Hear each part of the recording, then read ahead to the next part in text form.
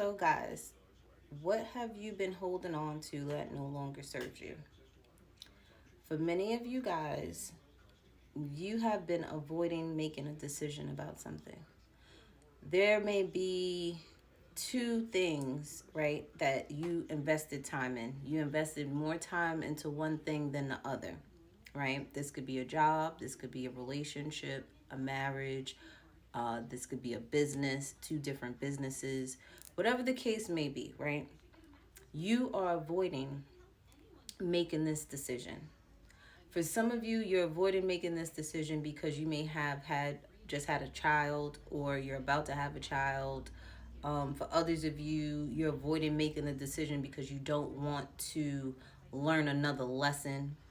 And the thing is, it doesn't matter what choice you make, it's always going to be the right choice for you, because if you believe in God's plan, God already knows what choice you're going to make.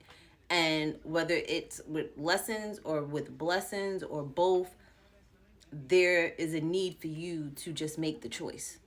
Okay? You need to sit still within your own energy and ground yourself. Don't allow other outside influences to help you. Okay? Have your sacred space with you and God, where you can have a conversation with God and ask God to show you the way, show you some type of confirmation, whatever the case may be. Go within and decide. But you're going to have to make a choice. Okay, for some of you, this is just as small as your son done did something and you're trying to teach them a lesson, but you don't know if you want to go the old school route of teaching them a lesson and whipping that behind, or you want to do this gentle parenting because they kind of hard headed and you don't think this gentle parenting is working. You're gonna have to think outside the box. I used to tell all my daycare parents, sometimes silence. You saying nothing. I'm telling you, because my father used to do it on me all the time. He would not say nothing, and it would scare the crap out of me, because I'm like, am I gonna get in trouble? Am I gonna get popped walking around the corner? And are they gonna take away my TV tonight? Like, there, I was anticipating something happening, but guess what? Through that anticipation, I also checked myself. I also had that conversation with myself, like, you shouldn't have did that. I'm literally chastising myself for my parents. Okay? So sometimes you got to think outside the box and not do because they're looking for the reaction that they're accustomed to. Don't give them that reaction. Give them a different one. For others of you, what you're holding on to that no longer serves you could be possibly a fire sign, Aries, Leo, Sagittarius. If they're not that, they just have like this on the go energy. They could be boss like energy. This could also be you, where it's like you're in this masculine energy, or you may tend to date people that are emotionally unavailable, right? And you need to pick different, okay? Choose different. You may want to pick someone that has a balance between their masculine and feminine energy, where it's like, yeah, they're go-getters, but they're also emotionally intelligent, right? Some of you, you have to understand that a lot of times those creative ideas, those money-making ideas, come from solitude. It comes from you being still. It comes from you resting and receiving, versus you being on the go. Because when you're on the go, you're missing all the signs that spirit is showing you. You're missing all the confirmation. You're missing all the dreams, because you're knocking out, going to sleep, and just waking up not remembering your dreams anymore, when there's valuable information in those dreams. A lot of times when you're resting to receive, a lot of times it's not always receiving money and monetary things. Sometimes it's you literally getting that multi-million-dollar idea, but you would have never had that idea come to you if you were on the go.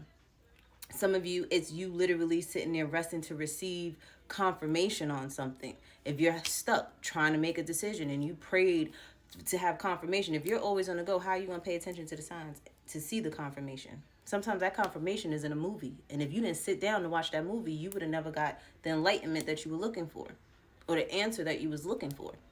You got one of y'all was being a smartass and saying, well, I could be on the go listening to music and getting the confirmation. Sometimes they're not going to give it to you in a song or in a lyric.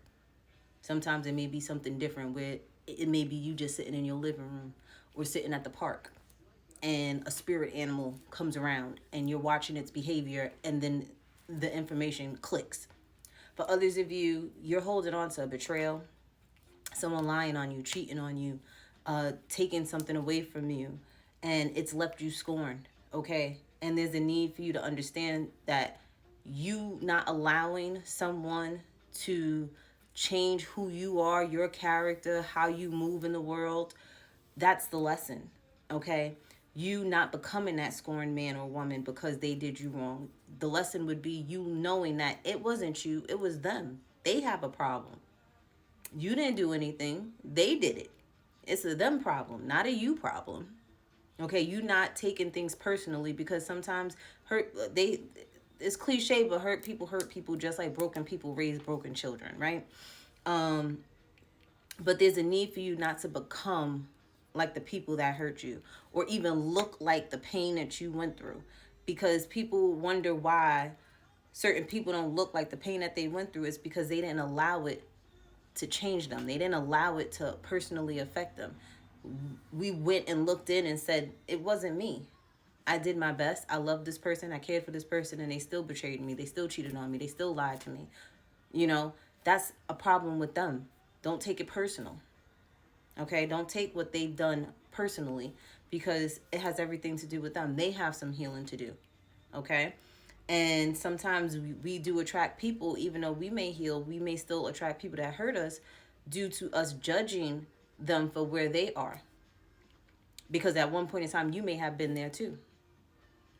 And now that you're a little bit more healed than them, now you're pointing the finger, judging at them, and God is going to sit there and humble you sometimes too. So there's a need for you to let go of being defensive, letting go of avoiding making choices and decisions, avoiding, you know, thinking if you don't make a decision, that's the best decision, and that's not the case. You have to make a choice. For others of you, again, you learning how to balance out your masculine and feminine energy is very significant in order to really create and obtain abundance. And for others of you, it's okay to start over. Okay, you may lose a lot of things, but it's to make space and to make room. You know, you may look at things like a closet. If your closet is filled to capacity, how could you put anything new in there? You're going to have to take out something old to put in something new. So right now, things may be getting replaced, but certain things have to go first before it can be replaced. And you're going to have to be okay with that.